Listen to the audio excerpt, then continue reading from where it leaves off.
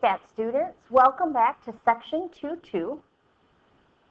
And we are ready to move on. Now that you have made frequency distribution tables, now we're going to visually represent them. So when data are organized into a frequency distribution, the summary can be presented in a graphical form. The most commonly used graphs, I gotta say, this is the most commonly used graph. Histograms are bar graphs with vertical bars, and those bars have no gaps in between, which means we use class boundaries when we set them up.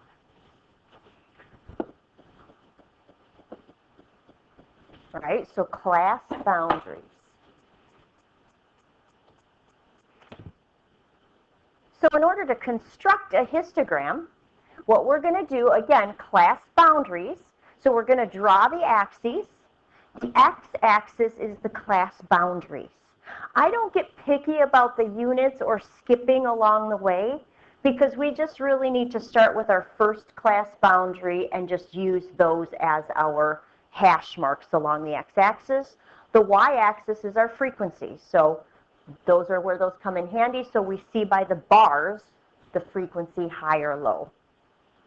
Please don't forget to label your axes, your values, the title, all the things that need to go so that we know the context of this particular histogram. And using the frequencies as heights, you're going to draw your vertical up and down bars for each class. Again, no gaps. All right? So that's how we make a histogram. So let's whip up a quick histogram, see if we've got some room over here. All right, so if we're going to construct a histogram to represent the data for our information, so I've already made this frequency distribution table for you. We just want to construct a histogram. So step one is to make our axes. The x-axis is our class boundaries. So we do not use our limits, we use our boundaries. So I'm just going to go in a little way and start with 99.5. 104.5, 109.5. You get the idea, right? I'll try to put these up here. Pause if you need to. I try to evenly space them because we want our bars to be the same width.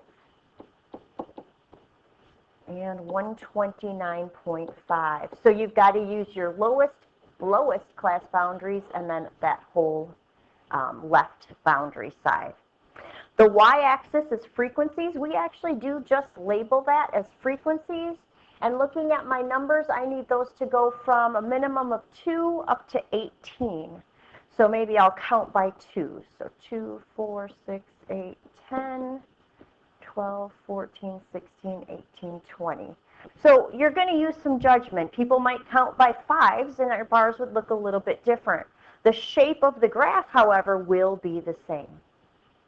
All right, so then, let's see, labels. This across the x-axis is the record high temperatures.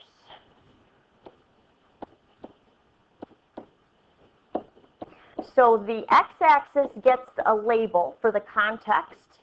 The y-axis just gets frequencies, and this is, I'll just say temps for my title.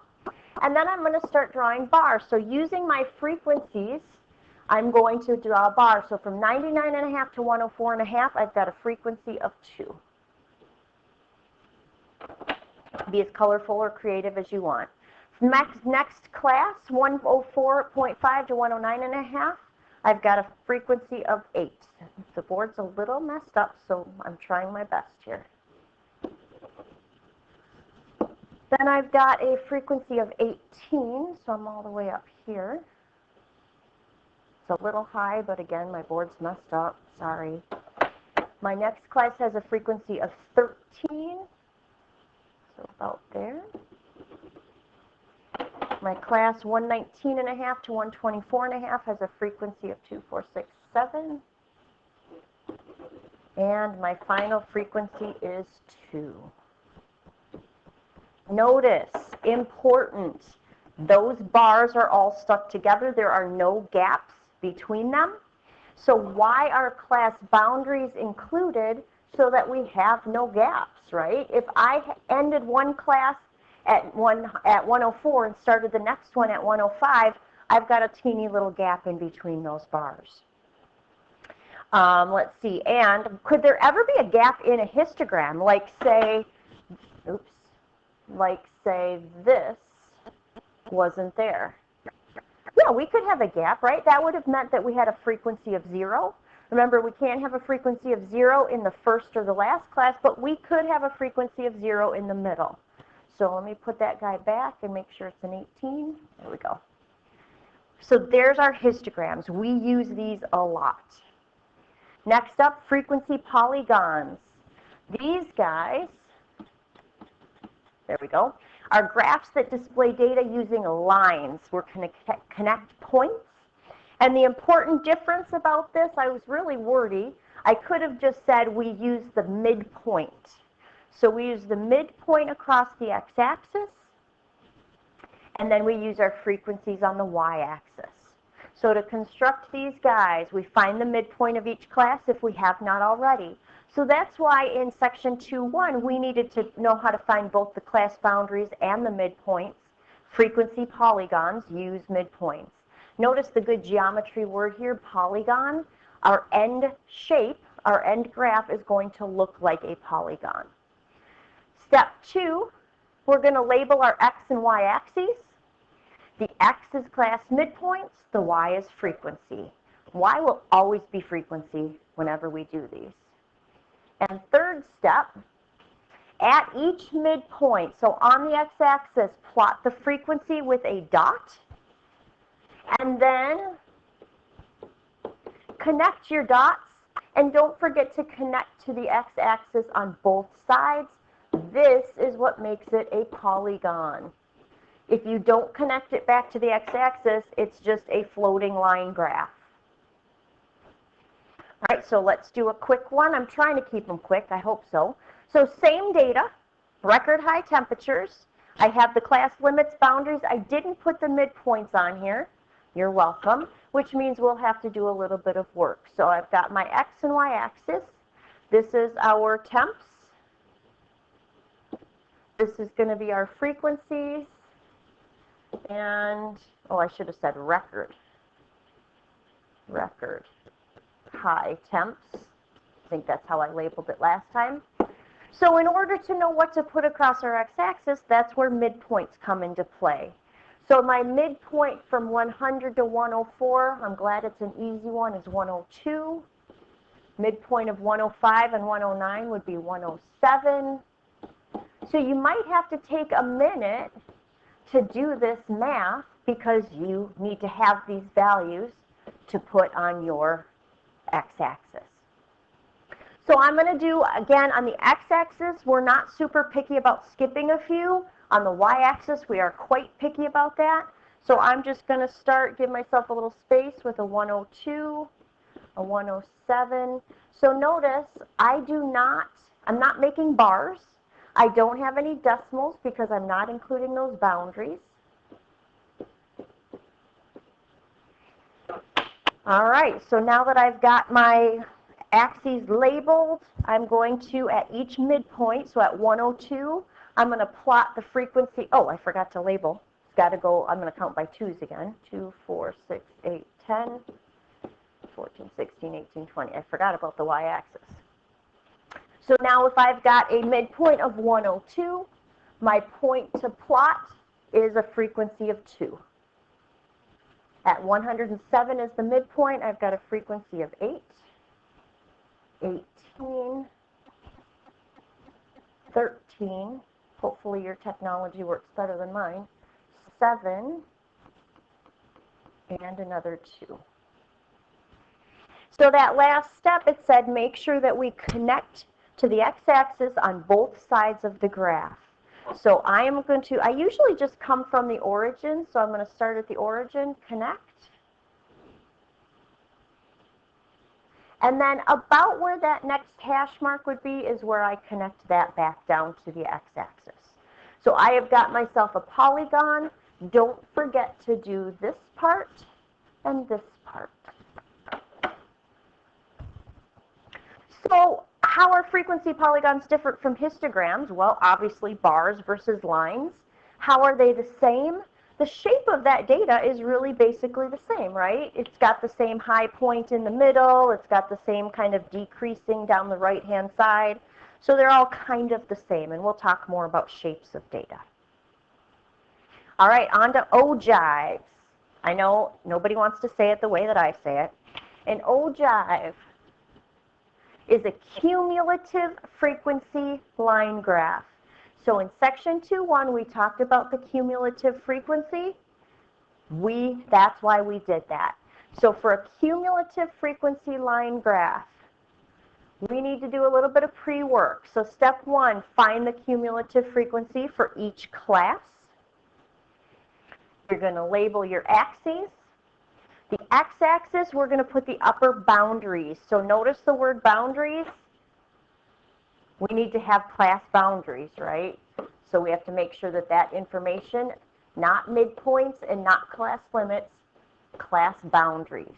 The y-axis is a little bit different. It's still frequency, but it's cumulative frequency. So if you think about it, our final cumulative frequency should be equal to n. So when we're figuring out our labels and our spacing on our y-axis, we're going to have to include up to n. Then we're going to plot our points.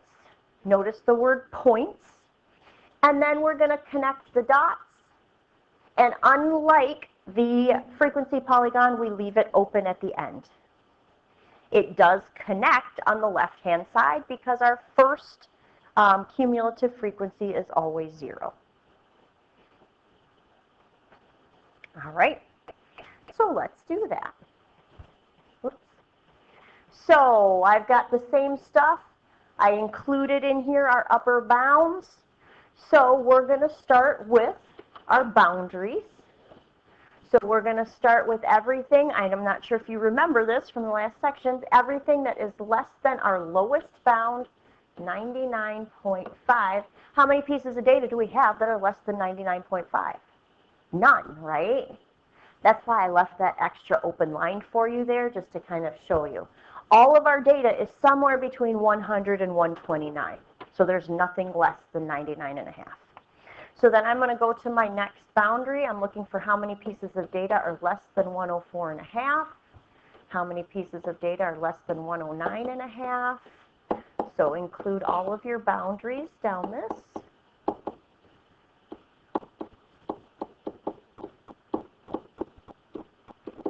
And then we're going to do our cumulative frequency. Just frequency, not relative. So when we do our cumulative frequency, how many pieces of data are less than 104.5? Just these two right here. So now, how many pieces of data are less than 109.5? It would be these two guys right here. How many pieces of data are less than 114.5? That would be something like 28. Getting the hang of this, how many pieces of data are less than 119.5? I believe that's a 41. So we add the next frequency on to what we had. So now I've got 48 pieces of data and 50 pieces of data. That should be about right because we had an n equals 50.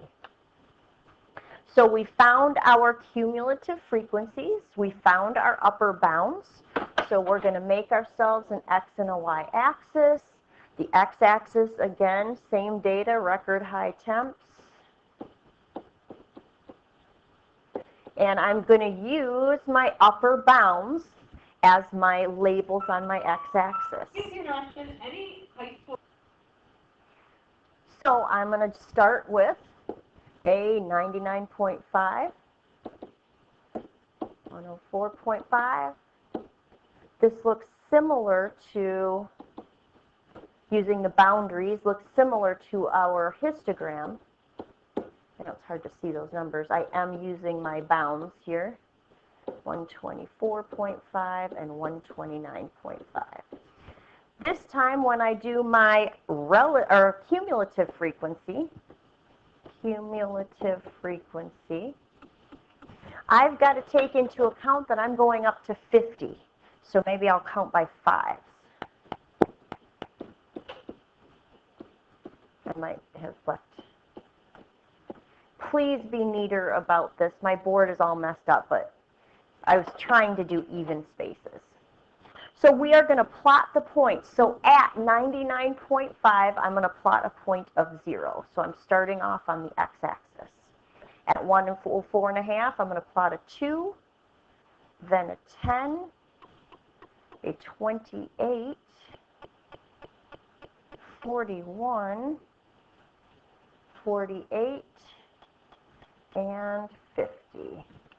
And connect the dots, leaving it open-ended, so your frequency or your cumulative frequency ogive should look, make them segments. Don't go with rounding it off or anything. So that's what your ogive should look like. Keep it open-ended because it doesn't go back down, right? We can't go from 50 down to a cumulative frequency of 0. Will that graph ever go back down? Obviously not. It stops at our sample size. Will it ever go higher than 50? Obviously not. So ogives are very different from frequency polygons because we've got the cumulative effect. Same, they've got the dots and everything else. And it's different. It does not connect back down. All right, so there's our 3 big shapes. So a relative frequency graph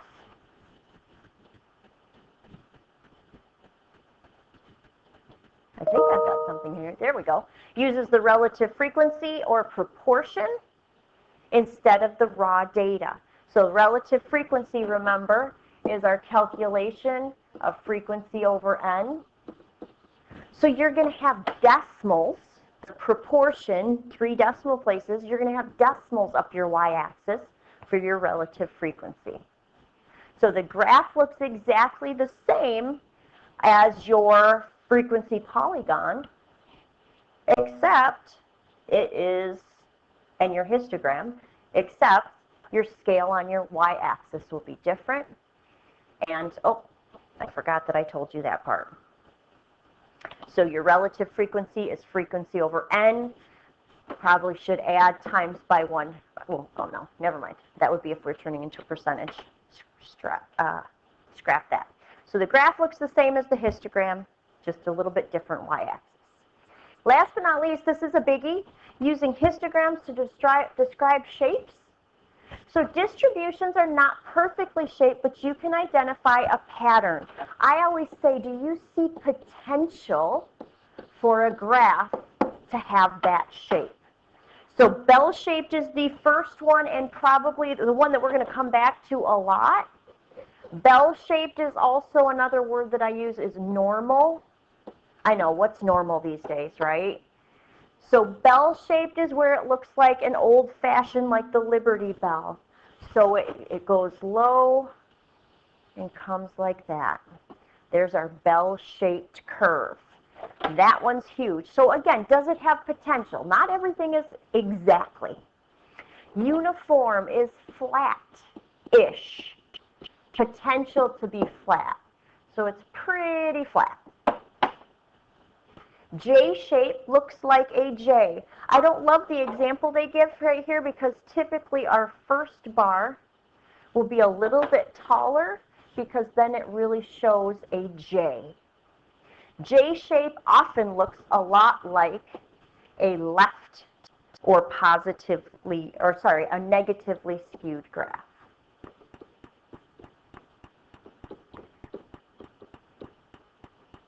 I'll talk about that in just a second. Reverse J shape, again, typically we have a little taller bar here because then it shows that it's a backwards J, reverse J. Again, a reverse J looks a lot like a right or positively skewed graph. We don't use J and reverse J quite as much as right and left skewed or positively and negatively skewed. Let me explain why this is right skewed. Most of our data, or positive, most of our data is right here, and I've got a few short bars that are pulling to the positive direction or to the right. So that's why it's a positively skewed or a right skewed graph. A left skewed graph, most of my data is here. And I've got a few smaller bars that are pulling in the negative direction or to the left. So it's a left or a negatively skewed graph. Bimodal means we've got two modes or two high points. If we've got more than two modes or bimodal, we're probably looking at maybe a uniform graph or just a mess. And U-shape obviously looks like a U. So you've got your tall ends and it goes down in the middle. So I'm going to ask you a lot of questions. We're going to talk a lot about this. What's the shape of the data? Describe the data, I say a lot. When I say describe the data, I'm asking you for what shape it is. And that would be everything from section 2.2 that you ever wanted to know. Have a fabulous day.